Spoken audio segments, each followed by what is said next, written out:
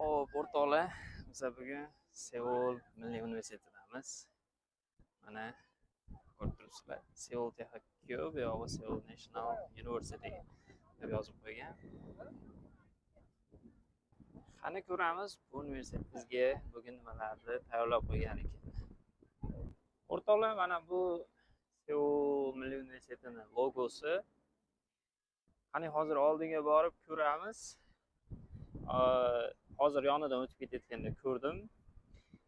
Hamma joyiga chizib yozib tashlanibdi, bo'yi yetgan joyiga. Mana hozir yaqinroq borib ko'rsataman. Xo'p, mana ko'rib turibsizlar o'rtoqlar. Folder yozib tashlashibdi bir narsalar koreys tilida. Xo'p, bitta ko'zimga tashlangani mana Yoon Suk Yeol deb yozib qo'yishdi. U koreyslar prezidentining ismi. Xo'p, mana bitta ommaning Sarang nima degan? Sarang hamnida. Hop, onamni yaxshi ko'raman deb yozibdi. Hop, men ham onamni yaxshi ko'raman. 2025 I think Yoon Suk Yeol tanik, Yoon Suk Yeolni bo'shatinglar deb yozishibdi. O'zi Yoon Suk Yeol prezidentini yaqinda bo'shatib yuborishdi bular. Koreyslar yomon ekan o'rtoqlar. Bitta zo'r narsani ko'rib qoldim mana. Sarvinoz Durdona degan yozuvlar o'zbeklar kelishgan bu yerga yozib ketishibdi. 2025-23 mart yaqinda kelishibdi, hech qancha bo'lmabdi. Men ham yozib ketsammikin, nimadir yozib ketmoqchiman-ku, lekin ana marker yo'qda, flomaster yo'qda yozgani. Nima qilamiz endi, iloji yo'q, yozmasdan ketaveramiz. Shunaqa, mana Seoul Milliy universitetining kirish joyi. Bu ham qanaqadir Koreyada bir landmarkga o'xshab qolibdi. Ya'ni o'sha koreyslar o'zi ham kelib bir tomosha qiladigan joyga o'xshab qolibdi. Mana ko'rib turibsizlar, yosh bolachalarni olib kelishgan ota-onalari, chunki bu yerga kirishni o'zi bir juda ham katta prestij, katta bir narsa, shov-shuv. Shunga yoshligidan mana shu universitetga olib kelib, ota-onalar menimcha qiziqtirishyapti. Mana katta bo'lib harakat qilsang, sen ham shu universitetga kirasan degan ma'noda olib kelib qiziqtirishyapti. Bu ham bir yaxshi narsa. Mana Koreyada hozir bunaqa daraxtlar gulladi. Hozir universitet kampusida ham shunaqa daraxtlar ko'p bo'lsa kerak, kirib bir ko'ramiz. Qani nimalar bor ekan universitet ichida. Juda ham bir tog'li joyda joylashgan ekan bu universitet. O'rtoqlar. O'sha nariyoqlari tog'. Hozir mana bu darvozadan ichkariga kirib ketamiz. O'sha katta juda ham kampus, hozir ko'zimga ko'rinadigan darajada joylar juda ham katta ekan. Qani ko'ramiz nimalar bor ekan bu kampusda. Kuzatib boringlar. Qiziq narsalar bo'lishi kerak oldinda. Xo'p, ana bu yerda Kaltakesakni haykali bor ekan. Yonidagi nimani haykali bilmadim, topolmadim. O'ylab topolmadim. Nimaga o'xshayapti yonidagi? Yozinglar kommentga, bilsanglar. O'rtoqlar, birinchi universitetga kirishimiz oldin asosiy sizlarga universitet haqida, tarix haqida ozgina ma'lumot berib o'tmoqchiman. Universitet bu Seoul Milliy universiteti 1946-yilda tashkil qilingan ekan. O'rganishim bo'yicha 46-yilda bo'lsa, ancha o'sha eski universitetlardan. O'zi aslida o'sha 1890-yillardan boshlangan. Buni o'sha tamal toshi qo'yib, sekin bosqichma-bosqich universitet darajasiga olib chiqishgan. Boshida o'sha kichkina maktabcha bo'lib ochilgan. Keyin o'sha bunga har xil fakultetlarni qo'shib borib keyinchalik kengaytirib 1946-yilda o'sha rasman universitet sifatida ochilgan. Seoul Milliy universiteti. Xo'p, keyin bilasizlar, o'sha 46-yilda aynan Koreya mustaqil bo'lgan. Bundan oldin 1910-yillardan boshlab Koreya Yaponiyani mustamlakasi bo'lib kelgan. 30-35 yil atrofida Koreya ham bizga o'xshab mustamlaka davlat sifatida yurgan. Shunaqa qilib Yaponiyani o'zini nima desa bo'ladi, boshqaruv ostida bo'lgan. Keyin shu bularga yaxshi tarafi shu ikkinchi jahon urushi bo'lib qolgan. Ikkinchi jahon urushidan Koreya eng katta olgan foydasi shu mustaqil bo'lib olgan bahonada. Bular Yaponiya ham o'sha ikkinchi jahon urushida yutqazgan tarafda bo'lib qolgan. Shuning uchun Yaponiya o'sha o'zini qo'l ostidagi hamma yerlarni topshirishga majbur bo'lgan. Koreya ham bular ichida bor edi. Shu bahonada Koreyani ham mustaqil qilib yuborishgan. Bor yana mustaqil bo'lsang bo'lib ketaver deb shunaqa qilib qilib yuborishgan. O'zi bilmadi, mana mustamlaka bo'lib mustaqil bo'lib ketganlar ko'pchiligi o'zi bo'lmagan shekilli, o'zini qo'liga mustaqillik topshirishgan shekilli. Mana senga endi bo'ldi, biz erikdik. Deb bizni qo'l ostimizda yashayvermagin, o'zing mustaqil bo'lib yashayver deb, endi 18 ga to'lmay chiqib ketaver deb topshirishganmi mustaqillikni hammasiga? Bilmadim. Koreyaga ham shunaqa bo'lgan. O'zimizga ham shunaqa bo'lgan, O'zbekistonda ham. SSR o'z vaqtiga yetib borib, parchalanib, birdaniga mustaqil bo'lib qolganmiz. Koreyada ham shunaqa holat bo'lgan. 45-yil urush tugagan bo'lsa, 46-yil Koreyani mustaqil deb e'lon qilishgan. Lekin bu orada o'sha SSR bilan Amerika bular ikkiga bo'lib olgan. Shimol janub qilib, Shimoliy Koreya, Janubiy Koreya bo'lib ikkita ideologiyani ostida bitta davlat, bitta millat ikkiga bo'linib ketgan. Shunaqa qilib. Shu bilan 46-yildan boshlab ikkita davlat bo'lib yashab yurishgan bular. 50-yillarga borib urush boshlanib ketgan. Koreyani o'zida shimol bilan janub urush boshlanib ketgan. Shunda mana 46-yilda ochilgan Seul Milliy universiteti ham iloji yo'q yopishgan. Chunki Seul bilasizlar, o'zi shimolni yonida, Shimoliy Koreyani yonida. Mabodo urush qilsa ham birinchi Seulga keladi. Bular shimoliylar Seulni olib, Seuldan boshlab borib o'sha Busanga yetib borishgan. Busanda lekin olish olmagan. O'sha urush paytida bu ham Busandagi bitta universitetda vaqtinchalik kampusida faoliyat yuritib turgan. Bu Seul Milliy universiteti ham shunaqa qilib urush paytida 50-yillarda umuman tamom bo'lgan bu universitet. Keyin o'sha 50-yillardan urush tugadi. To'g'rog'i 51 1 yil 2 yil atrofida bo'lgan. Keyin 51-52-yillardan tugab, Koreya keyin yana qayta qurish boshlangan Koreyada. Shu davrdan boshlab keyin bu universitetni ham sekin-sekin qayta qurib, o'sha Seulda yangi kampuslar ochib va rasmiy ravishda bir universitet darajasida, bir rasman universitet darajasida o'sha 75-yili shunaqa Seuldagi kampus ochilgan ekan universitetda. Shunaqa qilib xullas ancha muammolar bo'lgan bu universitetda ko'tarilib bu darajaga yetib kelishdi ham. Xo'sh, biz mana Seoul National University Asia Center degan joyga keldik. Xo'p, mana bu Asia Center degan joy ekan.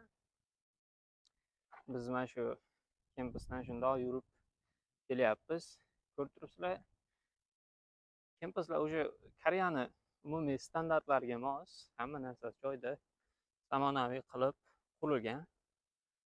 Mana bu yerda yana qurilish ishlari ketyapti. Yangi kampusga yangi bino qurilyapti shekilli. Bu yerda juda ham yaxshi aylanishda davom etamiz o'rtoqlar. Ma'lumot berishda ham davom etamiz. Ichkariga to'g'risi kira olmasam kerak. Chunki Koreyada universitetlarda ichiga kirish uchun sizda o'sha talabalik guvohnomasi bo'lishi kerak, karta, talabalik kartasi bo'lishi kerak. O'sha bilan kirsangiz bo'ladi. Lekin menda yo'q u narsa.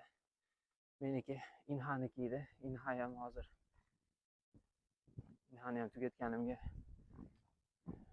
undan ham ketdim. Xo'p. Shunaqa gaplar. Mana bu boshqacha stilda qurilgan ekan bino. Koreyslar eski stilda, lekin pasti zamonaviy, tepasi tomi shu Koreyaning eski uyiga o'xshar ekan, uylariga o'xshar ekan. Bu ham tarixiy va zamonaviy arxitekturani bir uyg'unligi bo'lsa kerak.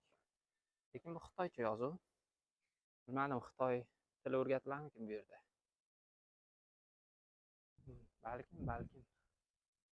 Xo'sh, mana bu CSS. Qanaqa department ekan bu CSS degan departmentda? Xo'sh, qani ko'ramiz. Bu demak o'sha ijtimoiy fanlarga asoslashgan school ekan, department ekan. Ijtimoiy fanlar endi bu o'sha siyosat, iqtisodiyot shunaqa fanlar kiradi. Mana bu kampus ichida CU do'konlari bor ekan. CU do'konlar tarmog'i bilasizlar, 24 soatlik do'konlar tarmog'i bo'ladi. Ko'pchilik universitetlar ichida bor bunaqa do'konlar. Kirib ertalabdan kechgacha foydalansa bo'ladi. Xo'sh, mana bu yerda mana yozib qo'yibdi nimalar borligi. Kyujangkangan Pakyongwon. Demak, o'sha Institute for Korean Studies degan joy ekan. Demak, koreys ilmlarini o'rganadigan bir joy ekan, auditoriya ekan. Zo'r qurib qo'yishibdi. Bekorga bunaqa eski Koreya stillarida qurishmagan ekan. Xo'p, qani kirib boraveraylikchi, nimalar bor ekan bu yerda. Xo'p, mana bu yerda studentlar kelyapti, mayli. Ular ko'rmay qo'yinglar studentlarni. Xo'sh. Endi o'rtoqlar, biz mana bu joyga kelib qoldik. Ya'ni bu Seul Milliy universitetini yuridik fakulteti ekan. Magistratura fakulteti bu. Ko'rib turibsizlar, bu joyda o'sha hamma fakultetdan bor, hamma yo'nalish bor. Ko'pchilik mendan gruppada ham, kommentlarda ham so'raydi. Mana bu yo'nalish bormi, bu yo'nalish, u yo'nalish bormi deb so'rashadi. O'rtoqlar, Koreyani universitetlarida hamma yo'nalish bor. Hamma yo'nalishga kelsanglar bo'ladi.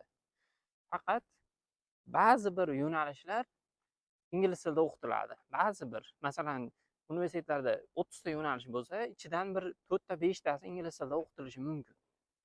Qolgan 25 tasi koreys tilida o'qitiladi. Shunga agar o'zlaring xohlagan yo'nalishlaringga kelaman deydigan bo'lsanglar, koreys tilini o'qinglar. Koreys tilini o'qib, topik bilan kelinglar. Xohlagan yo'nalishlaringga kelib o'qisanglar bo'ladi bu yerda. Shunaqa yo'nalish bormi yo'qmi deb o'ylab o'tirishni hojat yo'q. Hamma yo'nalish bor bu yerda. O'rtoqlar, men bu haykalni ko'rib qoldim universitet kampusining ichida. Bu Yijun degan odam ekan. Kimligini surishtirib ko'rsam hozir internetdan, ChatGPTdan aytish bo'yicha bu odam katta diplomat bo'lgan ekan. O'sha Koreyani Yaponiya mustamlakasi ostida bo'lgan paytda katta ishlar amalga oshirgan ekan mustaqillik uchun. Lekin baribir eplolmagan ekan mustaqillikka erishishga. 1907-yilda o'zi o'lib ketgan bo'lsa, Koreya u anchadan keyin mustaqil bo'lgan. Endi o'zi 1910-yildan rasman Koreya mustamlaka bo'lishni boshlagan bo'lsa, aslida ancha oldinroq boshlangan bu jarayon. 1890-80-yillardan boshlangan. Birinchi shu yaponlar Koreyani katta amaldorlarni qo'lga olishni boshlaydi va o'zlari uchun yaxshiroq bo'lgan savdo nimalarini, shartnomalarni imzolashga majburlashadi. Va keyinchalik o'sha bora-bora Koreyani tashqi siyosati faqat Yaponiyaga qaramay qoladi. Ya'ni koreyslar tashqi siyosatda faqat Yaponiyani aytganini qiladigan davlatga aylanib, sekin-sekin shu 1910-yildan rasman mustamlaka davlat bo'lib qoladi. Shunaqa sekin-sekin boshlangan. Birdaniga mustamlaka bo'lib qolmagan bu Koreya. Shunaqa gaplar. Xo'p. Mana bu yerda universitet ichida bank bor o'rtoqlar. Bu narsa hamma universitetda bo'ladi. Odatda hamma universitetda o'zining ichida qanaqadir bir bank bo'ladi. Bu bankdan shu studentlar o'ziga karta ochtiradi, xohlagan payt kirib pul pullarni yechib olsa bo'ladi, boshqa shunaqa qulayliklar uchun ishlatiladi. Mana bu yerda nimadir bo'lyapti. Qanaqa syomka jarayoni ketyapti, suratga olish. Hamma yig'ilgan. Bilmadim nima ekan. To'g'risi. Universitet ichida mana bunaqa ko'lmak bor ekan. Bu ham bir zo'r narsa. Koreyani ko'p universitetlarda ko'rdim shunaqa ko'lmak. O'zimizdan Inhada ham bor, boshqa ko'pgina universitetlarda ko'rdim. Bular sun'iy ko'lmak. O'sha suvni alohida aylantirib turadigan sistemasi bor bularda. Shunaqa zo'r ishlashgan. Bemalol atrofiga kelib, o'tirib, dam olib bo'laveradi. Mana bu yerda mana bunaqa haykalcha ham bor ekan, kichkinagina haykalcha, brat. Qo'lini ushlab qo'yaylik, mayli. Brat salom beryapti shekilli. Olaman bu universitet kartasi. Bu kampusida menimcha hamma yo'nalishlar o'qitilmaydi. Ba'zi bir yo'nalishlar bor ekan xolos. Mana ko'rib turibsizlar, ijtimoiy fanlar, keyin educationga aloqador, keyin law debdi, yuridika, sud tizimi, shunaqa yo'nalishlar bor ekan. Hatto san'at, musiqa, shunga o'xshagan yo'nalishlar. Keyin farmacy yo'nalishi bor ekan. Bu yerda asosan shu ijtimoiy fanlarga aloqador bo'lgan yo'nalishlar ekan. Menimcha texnologiya, injiniringga aloqador yo'nalishlar boshqa kampusida bo'lsa kerak. Bu universitetda ham kampusi ko'p, boshqa joylarda ham bor, faqat bu kampus emas. Lekin asosiysi shu bo'lsa kerak, katta ehtimol bilan. O'rtoqlar, biz kampus ichini aylanishda davom etyapmiz. Bu yerda har xil kampus binolari, mana bu 5-chi, 8-chi bino, 8-chi bino ijtimoiy fanlarga yo'naltirilgan zal ekan. Arxitekturasi zo'r, menimcha qurilish. Zo'r qurishibdi. Xo'p, o'rtoqlar, endi bu universitetga topshirish jarayonlari haqida gaplashadigan bo'lsak, universitetga topshirish jarayonlari onlayn application to'ldiriladi. Birinchi mart oyida bo'lar ekan onlayn application. 5-martdan 7-martgacha bo'lar ekan. 2 kun ochilar ekan xolos. Bilmadim, odam ko'pmi, topshiradigan odamlar. 2 kun ochilar ekan, 2 kun bo'lar ekan xolos onlayn application. Bu kim endi? Men bu san'at asridagi bratga o'xshar ekan. Qachon chol yolsa.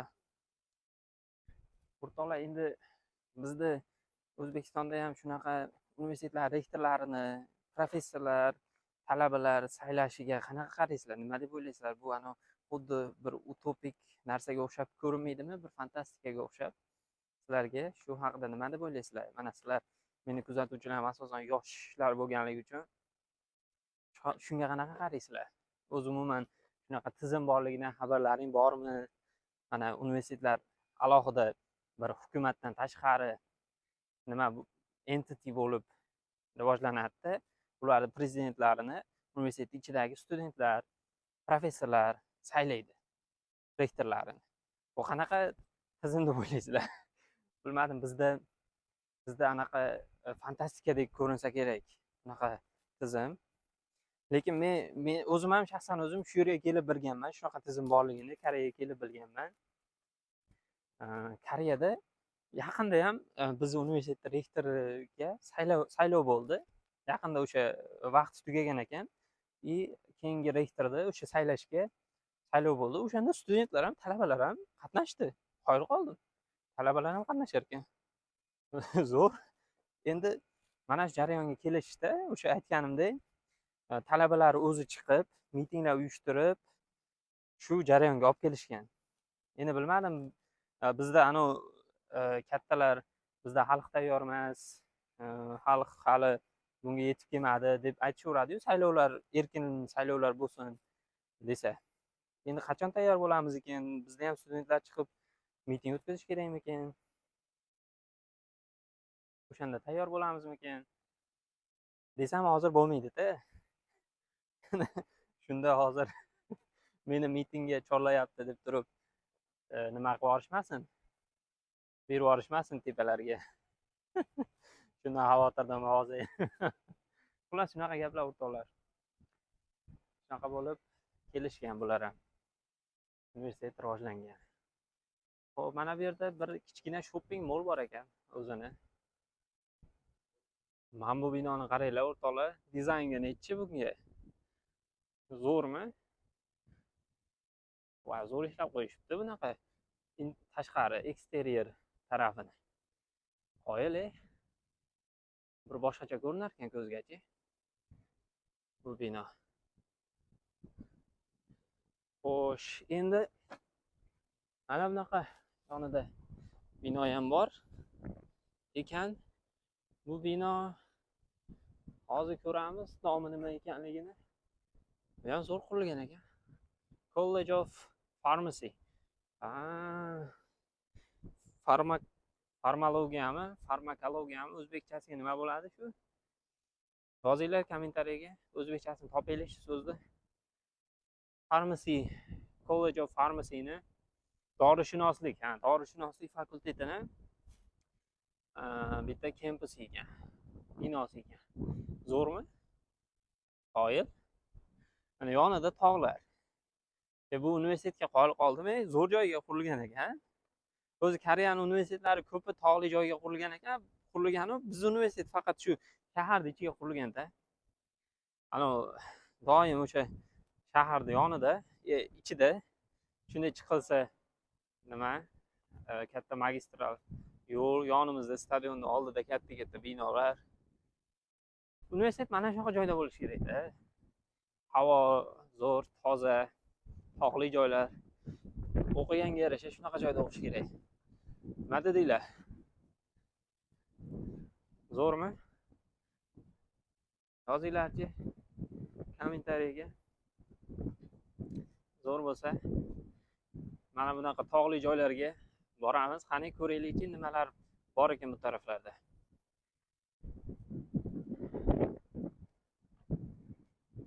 O, mana samolyot o'tib ketyapti tepada. Mana bu endi qo'nyapti shekilli. Qo'ngani kelyapti shekilli qayerdandir. Inchonga qarab. Yo, uchib ketyaptimi ekan? Nima bo'lsa ham ketyapti xullas. Xo'p, shunaqa gaplar o'rtoqlar, mana Seoul National University'ni kampusi sizlarga bir g'oyibona bo'lsa ham ko'rsatishga harakat qildim. Yana bitta narsa haqida ma'lumot beraman. Bu universitetni kontraktlarini o'rganib ko'rdim. Juda ham arzon ekan. Men to'g'risi bu universitetga kirib bo'lmaydi umuman, topshirish iloji yo'q deb o'ylardim o'zimcha. Shunga o'rganib ko'rmagan ekanman. Bugun shu mana shu videoni tayyorlash jarayonida o'rganib ko'rdim. Bu universitetga hujjat topshirish uchun requirementlar, talablar topik agarda koreys tili yo'nalishiga bo'lsa topik 3 minimum, ingliz tili bo'yicha bo'lsa topik IELTS 6 ekan minimum. Shular bo'lsa sizlar topshirsalaring bo'ladi, mana shu talablarga javob bersanglar. Agarda to'liq hujjatlar ro'yxati kerak bo'lsa, Telegramda kanalim bor. O'sha kanalga o'tinglar. Mana men bu yozuv chiqishi kerak. Mana bu yerda qo'yib ketsam, bo'lmasa pastda descriptionda yozuv chiqadi. Kanalda linki bor. O'sha orqali havola orqali o'tinglar. Kanalda boshqa yaxshi ma'lumotlar ham berib boriladi. Batafsil hujjatlar ro'yxatini bilsanglar bo'ladi o'sha kanalga o'tib. Xo'p, endi yana kontraktlar masalasida aytayotgandim. Kontraktlar o'rtoqlar 2,5 milliondan 3 milliongacha ekan xolos. Juda arzon bu yerda. Koreyaga solishtirganda dollarda hisoblasak 2000 dollardan 2,5 dollargacha ekan bir semestrga. Juda ham arzon bu kontrakt. Bizni o'zimiz universitet, biz yo'nalish uchun hozirgi paytda 3,5 dollar atrofida kontrakt to'layapmiz biz. Yangi kirgan talabalar universitet, biz men mas'ul yangi kirganlar. 3,5 dollardan 4,5 dollargacha-da bizda Inha universiteti. Bu bo'lsa juda arzon ekan o'rtoqlar. Mabodo sizlar grant yuta olmasanglar ham 100% kontraktga kirsanglar ham kelsanglar arziydi. Chunki bu universitet Koreyada birinchi o'rinda turadi. Dunyo bo'yicha 50 talikda turadigan universitet. Agar kirsanglar, kirishni o'zi qiyin-da bu universitetga. Grant tizimlari yo'q ekan, men surishtirib ko'rdim. Alohida grant beradigan narsalar yo'q ekan, faqat o'sha GKS orqali grant yutib kelsanglar bo'lar ekan. Lekin universitet o'zi tomonidan grant yo'q ekan. Lekin mabodo grant yo'q bo'lgan taqdirda ham bu universitetga qabul qilinsanglar, 100% kontrakt to'lab kelsanglar ham arziydi o'qishga. Chunki o'sha aytganimdek, Koreyani top birinchi raqamli universiteti. Shunaqa gaplar o'rtoqlar. Hozir shuncha aylandik, ko'rdik. Telefonimda batareyasi ham tugayapti. Tugab qolmasdan xayrlashib olaylik. Xullas shunaqa gaplar o'rtoqlar. Agarda bu universitetda o'qiydigan talabalar, o'zbek talabalar bilan intervyu qilishimni xohlasanglar, kommentariyga yozib qoldiringlar. Chunki o'zbek talabalar ham bor bu yerda. Ko'ryapman LinkedInda ba'zi bir mana shu Seul Milliy universitetida o'qiydigan o'zbek bolalarni o'zim aloqaga chiqib intervyu qilmoqchiman. Sizlar ham yozinglar agar qilishimni xohlasanglar. Va o'sha gap, like, komment, boshqa narsalar, xullas nima bo'lsa yozaveringlar o'rtoqlar. Savol bo'ladimi, boshqa bo'ladimi? Bitta nuqta qo'yib qo'ysanglar ham mayli. Xullas shu joygacha. Keyingi videolarda ko'rishamiz. Keyingi universitet qaysi bo'lishini yozinglar. Borishim mumkin, bormasligim mumkin. Aniq kafolat bera olmayman. O'zi bu video chiqishiga ham orada ancha vaqt bo'lib ketdi. Oxirgi videoni bilmadim, bir necha oy oldin chiqargan edim. Bu video ham chiqdi. Ko'pchilik yozdi, Seul Milliy universitetiga boring dedi.